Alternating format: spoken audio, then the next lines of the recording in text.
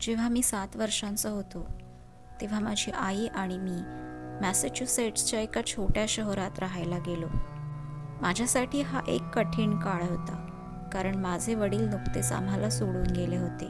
माझ्या आईने मला सांगितलं की त्यांना कुठेतरी चांगली नोकरी मिळाली आहे. तिने मला सांगितलं की ते अजूनही आमच्यावर प्रेम करतात. पण इतक्या लहान वयातही मला समजलं की त्यांनी आम्हाला सोडलं आहे. तो हॅलोवीनचा आठवडा होता आणि मी 25 ऑक्टोबर रोजी माझ्या नवीन शाळेत जायला सुरुवात केली. मी 7 वर्षांचा हट्टी मुलगा स्वतः चालत जायचा आग्रह धरला. माझ्या आईने माझ्या शाळेपासून 1 मैलापेक्षा कमी अंतरावर 2 बेडरूमची कॉटेज विकत घेतली होती, जेणेकरून ते फार दूर होणार नाही. ती एक छान छोटी जागा होती, पण माझे वडील सोबत नसल्याने मला काहीच आवडत नव्हतं. शाळा सुरू व्हायच्या आदल्या संध्याकाळी आम्ही दोघं आमच्या घरामागच्या जंगलात चालायला गेलो.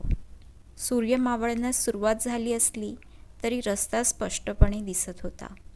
शाळेत जाण्यासाठी काय मस्त रस्ता आहे. Can you imagine? हे घर अजूनही अवेलेबल होतं, ती म्हणाली. मी मान हलवली, पण काहीच बोललो नाही. तुला माहिती आहे, आमचं कुटुंब इथे असायचं. मला ही जागा खूप आवडते, माझी आई म्हणाली. दुसऱ्या दिवशी सकाळी मी किचनमध्ये गेलो तर तिने हसतमुखाने पॅनकेक्स देऊन माझं स्वागत केलं.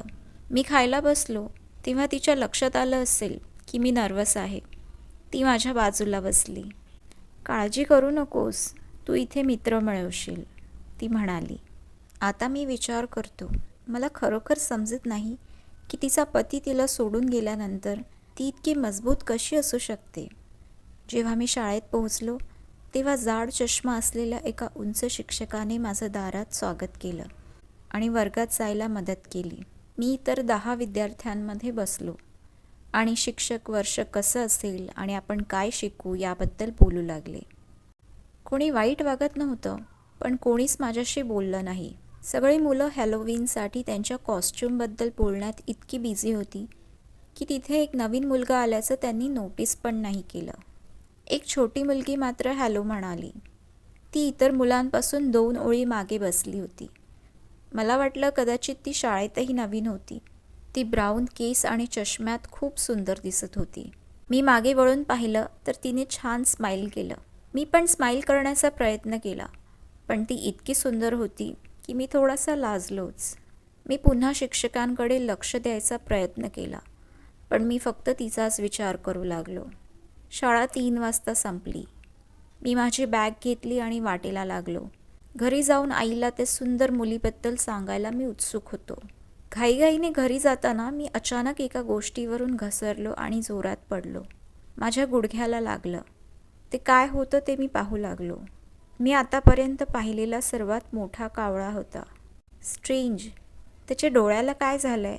मी त्याचं जवळ जाऊन निरीक्षण करू लागलो, तर मला मागून आवाज आला. हाय, ती म्हणाली. ही तीच वर्गातली सुंदर मुलगी होती.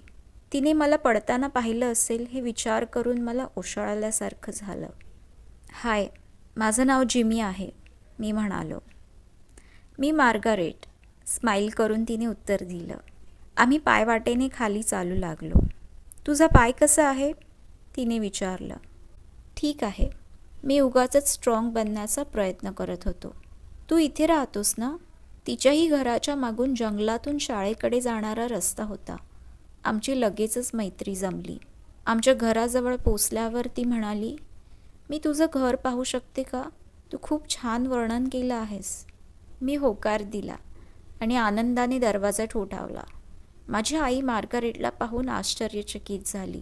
ती हसत म्हणाली, जिमी, तू मित्र बनवण्यात वेळ वाया घालवत नाहीस बरं का. तू या तरुणीची ओळख करून देणार आहेस की असाच उभा राहणार आहेस? माझा चेहरा लाल झाला होता. ही मार्गारेट आहे. ती इथे जवळच राहते आणि आम्ही आज शाळेत भेटलो. मी माझा उत्साह न दाखवण्याचा प्रयत्न करत होतो. तिला यायचं होतं. नमस्कार मॅडम, मी तुमचं घर पाहायला आले होते. माझं कुटुंबसुद्धा इथेच राहतं, मार्गारेट हसतमुखाने म्हणाली. आत ये मुली, आपण कुकीज खाऊया, माझ्या आईने उत्तर दिलं. आम्ही तिघंही किचनमधल्या टेबलावर बसून हॅलोवीनच्या विषयावर बोलू लागलो. मार्गारेट, तू काय बनणार आहेस? माझ्या आईने विचारलं. मी चेटकीन बनणार आहे. खूप भीतीदायक असतात त्या असं ऐकलंय, मार्गारेट म्हणाली. चेटकीन काही भीतीदायक नसते, मी पटकन बोललो. मार्गारेटने स्वतःला दुरुस्त केलं. खरं तर मी तसं करणार होते, पण माझ्या घरातले या वीकेंडला कामानिमित्त बाहेर जाणार आहेत आणि माझी बेबी सिटर आजारी पडली आहे. माझ्याकडे थांबण्यासाठी जागा नाही आहे. आईने तिला मध्येच थांबवलं. तुझ्या पालकांची काही हरकत नसेल तर या वीकेंडला तू इथेच येऊन राहा. आपण मजा करू. त्या क्षणी मला जाणवलं की माझी आई जगातली सर्वोत्तम आई आहे. तुला काय वाटतं जिम? माझ्या आईने हसू रोखून विचारलं. हो, ही एक चांगली कल्पना आहे, मी म्हणालो. आई तिला घरी सोडायला आणि तिच्या पालकांची परवानगी घ्यायला गेली. तिला सोडून घरी आल्यावर आई म्हणाली, मार्गारेट तिची आई आणि मावशीसोबत राहते. ते खालच्या अंगाला असलेल्या कॉटेजमध्ये राहतात. त्यांनी मला आत बोलावलं आणि आम्ही बराच वेळ बोललो. दोघांनाही वाटलं की ही एक चांगली कल्पना आहे. पण मला एक प्रश्न आहे, तुला ही मुलगी आवडते ना? मी काही ऐकलं नाही असं भासवून पटकन लाजून माझ्या खोलीकडे पळालो आणि दरवाजा बंद केला. त्या रात्री मी झोपायचा प्रयत्न केला, पण हॅलोविनसाठी खूप उत्साहित होतो. शाळेच्या पहिल्या दिवसातच मी एक मित्र कमावला होता. हा वीकेंड मस्त असणार होता. मी असा विचार करत असतानाच मला माझ्या खोलीच्या कोपऱ्यात काहीतरी दिसू लागलं. आधी मला वाटलं की मी स्वप्न पाहत आहे, पण नंतर मी नीट पाहिलं. लांब गडद केस आणि राखाडी दाढी असलेला एक उंच माणूस होता. माझं शरीर भीतीने थरथर कापू लागलं. मी ते खरं नाही असं भासवून ब्लँकेट खाली लपलो आणि त्याने मला पाहिलं नसावं अशी प्रार्थना केली. मी थोडं डोकं वर करून पाहिलं. तो चक्क हवेत तरंगत होता आणि त्याच्या हातात कुऱ्हाड होती ज्याला रक्त लागलं होतं. मी जवळजवळ किंचाळलो, पण आवाजच निघेना.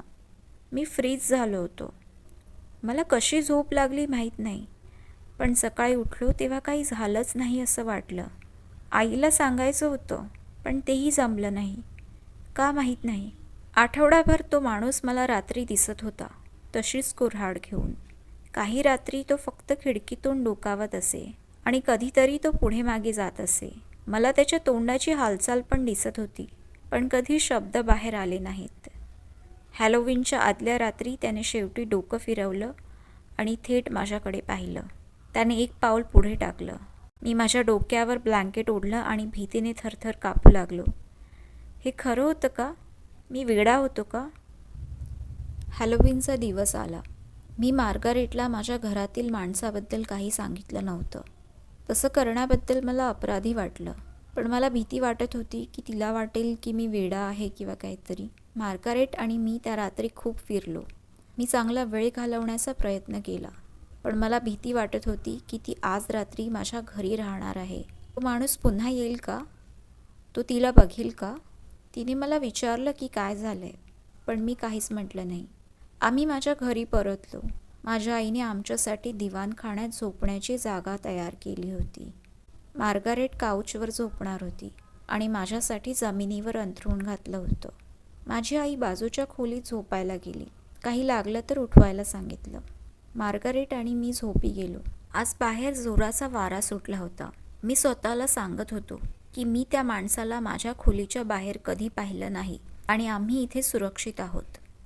मध्यरात्री वाऱ्याचा जोर अजून वाढला. जिमी, तू जागा आहेस का? मार्गारेटचा आवाज आला. मी उठलो आहे, मी म्हणालो. मी झोपू शकत नाही आहे जिमी, इथे खूप थंडी आहे. तुमच्याकडे अजून एक ब्लँकेट आहे का? मी तिला सांगितलं की माझ्या खोलीत एक आहे आणि मध्येच थांबलो. मी जे सांगितलं ते लक्षात घेऊन मला परत माझ्या खोलीत जावं लागलं असतं. मी जाऊन माझ्या आईचा दरवाजा ठोठावला, पण तिने उत्तर दिलं नाही. हे वादळ इतकं जोरात होतं की ठोठावूनही तिला जाग आली नाही. तुझ्या खोलीत एक ब्लँकेट आहे असं तू म्हणालास ना? तिने विचारलं. मी एक दीर्घ श्वास घेतला आणि उत्तर दिलं, होय, मी ते घेऊन येतो. मी हळूहळू दरवाजा उघडला. मला भूत वगैरे काही दिसलं नाही. मी पटकन ब्लँकेट शोधण्यासाठी कपाटाकडे धावलो. माझ्या कपड्यात शोधत असताना मागे दरवाजा बंद झाल्याचा आवाज ऐकला. वादळाने घर भरून गेलं होतं आणि माझी मागे पाहायची हिंमत होत नव्हती. मी हळूहळू वळून पाहिलं. ती मार्गारेट होती. अरे तू आहेस, मी म्हणालो. मग तुला काय वाटलं? मार्गारेटने हसून उत्तर दिलं. मला तिच्या बाबतीत काहीतरी वेगळं जाणवलं. मला दिसलं की ती पूर्वीपेक्षा खूप उंच आहे. दरवाजा बंद केल्याने खोलीत खूप अंधार होता. पण तिचे डोळे, ते लाल दिसत होते का? ती हसली आणि हळुवारपणे म्हणाली, जेमी, तू मला आत येऊ द्यायला नको होतंस. Margaret, this is not funny. मला तर खूप मजा येते, ती म्हणाली. ती थोडी पुढे आली तेव्हा मला दिसलं तिच्या हातात एक मोठा चाकू होता. जसा चंद्रप्रकाश तिच्या चेहऱ्यावर पडला, सुंदर मुलीऐवजी ती आता एक म्हातारी भेकड दिसणारी स्त्री होती, जिच्या चेहऱ्यावर एक घृणास्पद हास्य होतं. माझ्या मिठीत येतोस का जिमी? तिने विचारलं. मी खोलीच्या एका कोपऱ्यात गेलो आणि आईसाठी ओरडलो. जिमी, ती तुला ऐकू शकत नाही, मार्गारेट म्हणाली. मला कुठेच जायला जागा नव्हती आणि ती जवळ येत होती. मी आता इतका घाबरलो होतो की मला हलताही येत नव्हतं. तिने हसत हसत वार करण्यासाठी चाकू उगारला आणि पुढे काय झालं ते मला आयुष्यभर लक्षात राहील. तिचं लक्ष खिडकीकडे गेलं आणि ती भीतीने किंचाळली आणि फरशीवर पडली. धावण्याचा प्रयत्न करू लागली, पण त्याने तिला थांबवलं. एका हाताने तिला धरून त्या उंच माणसाने तिच्या गळ्यावर कुऱ्हाड मारली. ती भीतीने आणि वेदनेने किंचाळली. तिची मान अर्धवट लोंबत होती. ती जमिनीवरून पुढे सरकायला लागली. त्याने आपला पाय तिच्या पाठीवर रोवला आणि फरशीवर तिला धरून ठेवलं. त्यानंतर त्याने दोन्ही हातांनी पुन्हा एकदा कुऱ्हाड चालवली आणि तिची मान पूर्णपणे तोडली. त्याने खिडकी उघडली आणि तिचं शरीर आणि डोकं जंगलात नेलं. मी फक्त बघत राहिलो, स्तब्धपणे. तो पूर्णपणे गायब होईपर्यंत पाहत राहिलो. मी माझ्या आईला उठवण्याचा प्रयत्न केला. मी ती सुरक्षित आहे हे तपासल्यानंतर परत माझ्या खोलीत गेलो आणि खिडकीजवळ उभा राहिलो. मला वाटतं की मी एका प्रकारच्या धक्क्यात होतो. थोड्या वेळाने मी तिचा दरवाजा उघडल्याचं ऐकलं. तिच्याकडे धावत मी तिला जवळून मिठी मारली. Good morning. काल रात्री तुम्ही दोघांनी धमाल केली ना? तिने विचारलं. असं वाटतंय की तिने काहीही ऐकलं नाही. मी मान हलवली. मार्गारेटला सांग की नाश्ता आता तयार होईल. ती अजून झोपली आहे का? आईने विचारलं. मी काहीतरी बडबडलो. तिच्या आईने आधीच तिला घेऊन गेल्याचं काहीतरी. मग आई नाश्ता बनवायला किचनमध्ये गेली. मी विचार करत होतो, जर तिचे पालक खरंच तिला न्यायला आले तर? तिचे पालक जर खरंच माणसं असतील तर ती निघून गेल्याबद्दल त्यांना बरंच वाटलेल. ते वर्ष माझ्या आयुष्याच्या एका नव्या अध्यायाची सुरुवात होती. आता मला माहीत होतं की भूतं, चेटकीन, वाईट गोष्टी फक्त परीकथा नव्हत्या, त्या वास्तविक होत्या. मी आता मोठा झालो आहे आणि माझं स्वतःचं एक कुटुंब आहे. माझ्या मुलाचा जन्म काही महिन्यांपूर्वी झाला होता आणि मी माझ्या पत्नीला या घटनेविषयी अजिबात बोललेलं नाही. आणि एक शेवटची गोष्ट. लहानपणी त्या हॅलोवीननंतर काही दिवसांनी माझ्या आईने एक जुना फोटो अल्बम काढला होता. मी सहजपणे फोटो पाहत असताना तिला थांबवलं. हा माणूस कोण आहे? मी विचारलं. ते तुझे पणजोबा आहेत, तिने उत्तर दिलं. मी फोटोकडे टक लावून पाहिलं. हा तोच उंच माणूस होता. त्यानंतर मी मस्त झोपलो. मला नंतरही तो कधी कधी दिसायचा. मार्गारेट मला भेटलेली शेवटची वाईट गोष्ट नव्हती आणि आता मला माझ्या नवजात मुलाच्या सुरक्षिततेची चिंता आहे. हॅलोवीनची रात्र आहे आणि मी माझ्या मुलाच्या पाळण्याजवळ उभा आहे आणि पलीकडच्या जंगलाच्या सावलीकडे पाहत आहे.